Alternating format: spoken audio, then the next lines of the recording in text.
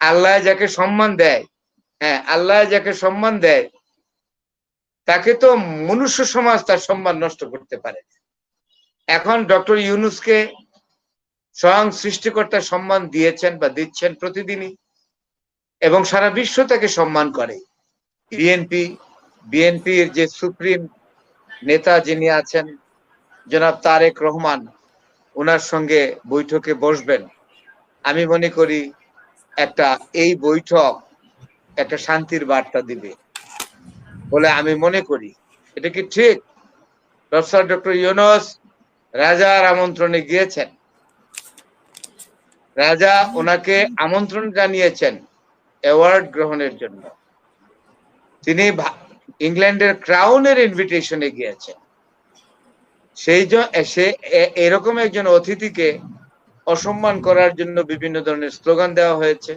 তো স্যার যেটা বললেন যে আমরা এই জাতীয় একজন বীর, উনি হাসিনুর রহমান ভাই, জাতীয় বীরকে আমরা সম্মানিত করব। সরকার না করুক, দেশ না করুক, প্রত্যেক মানুষের তার কর্মের স্বীকৃতি পাওয়া উচিত। আমাদের এই দেশে এই কালচার আস্তে আস্তে ক্ষীণ হয়ে যাচ্ছে। আমরা কারো প্রশংসা করতে মনে হয় যেন টাকা পয়সা খরচ হয়ে যাচ্ছে, মুখের প্রশংসাটাও করতে আমরা খুব কার্পণ্য করি। তো আজকে এই তিনজন সম্মানিত আলোচকের বক্তব্য থেকে আমি যেটা দেখলাম যে আমরা আসলে স্বস্তি এবং শান্তি আমাদের খুবই দরকার। এখানে হাসিনুর রহমান ভাই একটা কথা খুবই গুরুত্বপূর্ণ ভাবে বলেছেন, মামুন ভাই বলেছেন, আমার স্যারও বলেছেন। আসলে প্রেসিডেন্ট এবং প্রধানমন্ত্রীর মধ্যে পাওয়ারের একটা চেক এন্ড ব্যালেন্স থাকতে হবে, এবং এইটা ছিল না বলে বিগত দিনগুলোতে রাজনৈতিকভাবে অনেক সমস্যার জন্ম দিয়েছে। এবং সবচেয়ে বড় সমস্যা হলো যে ডিকটেটর তৈরি হয়েছে, প্রশাসনের ডিকটেটর তৈরি হয়েছে। ডিকটেটরশিপ এত খারাপ জিনিস যে আমার যে ন্যায্য অধিকারটুকু আমি একজন ডিকটেটরের সামনে বলতে পারবো না। রাষ্ট্রকে কোটিকতক লোক বা কোনো একক ব্যক্তি যদি তার গ্রিপের মধ্যে রেখে দেন এবং সেইখানে যদি কোনো লোক, কোনো ব্যক্তি, কোনো নাগরিক যদি তার ন্যায্য কথাটি বলতে না পারে, যে লোকের সামনে, যে প্রশাসকের সামনে, তিনি ডিকটেটর, তাহলে সেই বিষয়টা আমরা ভুক্তভোগী।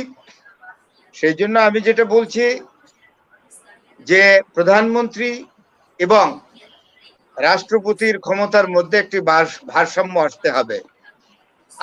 আমার মনে হয় যে সংস্কারে এই সুপারিশটা আসবে বা এসেছে, আমি কিছুটা দেখেছি এই কথাটি, এবং সে এই আলোকেই সামনের সাধারণ নির্বাচন হওয়া উচিত, এই আলোকে। এবং রাজনৈতিক দলগুলোর একটা কমিটমেন্ট এই জায়গাটিতে থাকবে যে প্রধানমন্ত্রী এবং রাষ্ট্রপতির ক্ষমতার মধ্যে চেক এন্ড ব্যালেন্স থাকবে। প্রধানমন্ত্রী যেন একেবারে স্বেচ্ছাচারী শাসকে পরিণত হতে না পারেন, প্রেসিডেন্টও যাতে আবার একেবারে কলমের খুঁচায় সব শেষ করে দিতে পারেন, প্রধানমন্ত্রীকে একেবারে বনসাই করে দিতে পারেন, সেরকমটা যাতে না হয়। আমি যেটা বলছি চেক এন্ড ব্যালেন্স। কারণ কথা আছে না, ঘর পোড়া গরু সিঁদুরে মেঘ দেখলে ভয় পায়। এটা আমার স্যারও এই গত টকশোতে বলেছেন, এটা খুব সত্যি কথা। আমরা এতটাই ভুক্তভোগী, আমাদের না আমাদের দেয়ালে পিঠ থেকে গেছে, আমরা আর পারি না। আমাদের রাষ্ট্রীয় জীবন এতটা তিক্ততায় পরিপূর্ণ হয়ে গেছে বিভিন্ন কারণে, যে আমাদের মানুষের জীবন, এই যে সাধারণ নাগরিকের একেবারে জীবন প্রাণপাত। আমরা আর সংঘাত দেখতে চাই না, আমরা আর মৃত্যু দেখতে চাই না, আমরা আর রাজপথে কোন রকম অশান্তি, কোন রকম অন্যায় ডেমনস্ট্রেশন বা জানমাল এবং সম্পদের ক্ষয়ক্ষতি দেখতে চাই। তো সেই জন্য আমি বলছি যে নির্বাচন আসলে এখন আস্তে আস্তে যেটা হচ্ছে যে নির্বাচন মুখী যাচ্ছে দেশ, এবং আমাদের বর্তমান সরকারের যে প্রধান উপদেষ্টা প্রফেসর ডক্টর ইউনূস, আজকে হলো আমাদের 10 তারিখ, উনি 13 তারিখে বাংলাদেশের সবচেয়ে বড় রাজনৈতিক দল বর্তমানে বিএনপির যে সুপ্রিম নেতা যিনি আছেন জনাব তারেক রহমান, ওনার সঙ্গে বৈঠকে বসবেন। আমি মনে করি একটা এই বৈঠক একটা শান্তির বার্তা দিবে বলে আমি মনে করি। আমি এবং একটা আগামী দিনের রাজনীতিতে একটা রূপরেখা তৈরি হবে বলে আমি আশা করি। এটা আমার চাওয়া একজন নাগরিক হিসেবে। এবং বিএনপির যে সর্বোচ্চ নেতা জনাব তারেক রহমান, আমি যেটা বলতে চাচ্ছি, উনিও এই রাজনৈতিক ঘাত এবং প্রতিঘাতে অনেক অভিজ্ঞতা অর্জন করেছেন।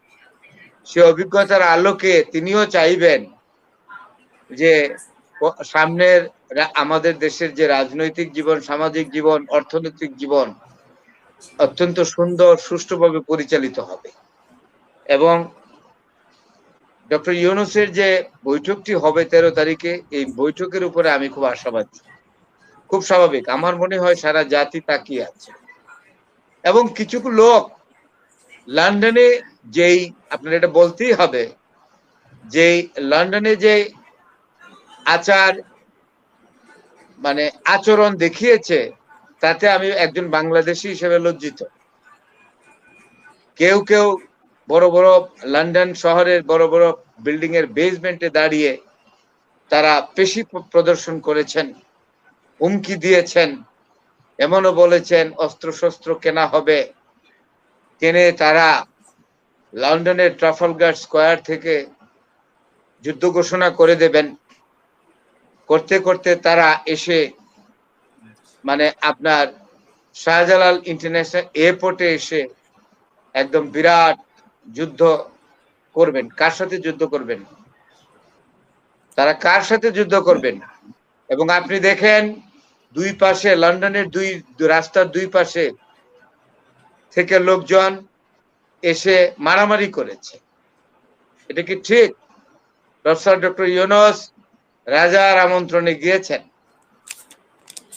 রাজা ওনাকে আমন্ত্রণ জানিয়েছেন অ্যাওয়ার্ড গ্রহণের জন্য। তিনি ইংল্যান্ডের ক্রাউনের ইনভিটেশনে গিয়েছেন। সে এরকম একজন অতিথিকে অসম্মান করার জন্য বিভিন্ন ধরনের স্লোগান দেওয়া হয়েছে এবং এখনো হচ্ছে।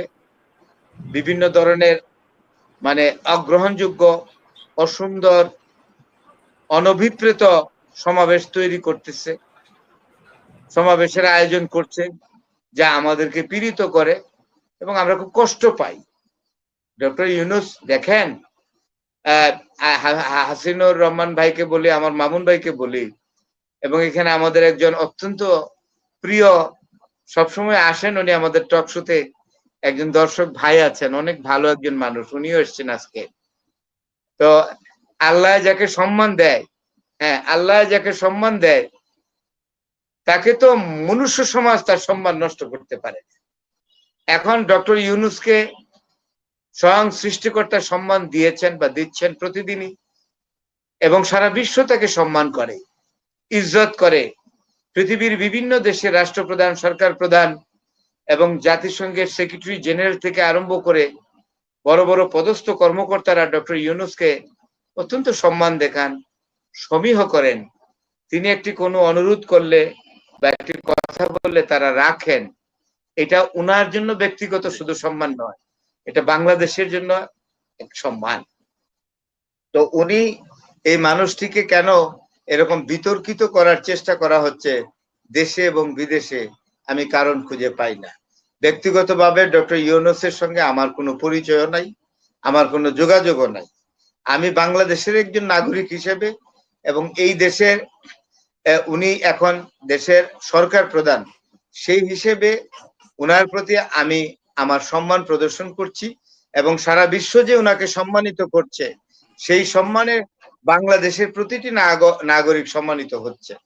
আমি মনে করি বিএনপি অত্যন্ত বড় রাজনৈতিক দল এবং বিএনপির মধ্যে পলিটিক্যাল ম্যাচুরিটি আসছে আস্তে আস্তে।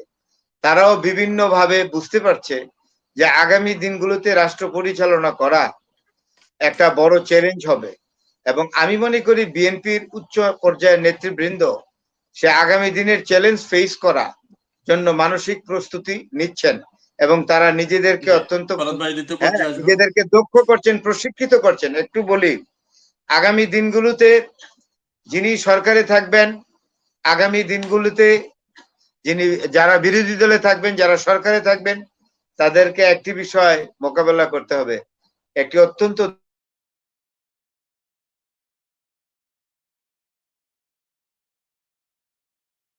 জনাব ফরহাদ হোসেন শুনতে পাচ্ছেন আপনাকে। দক্ষ ইয়াং জেনারেশন।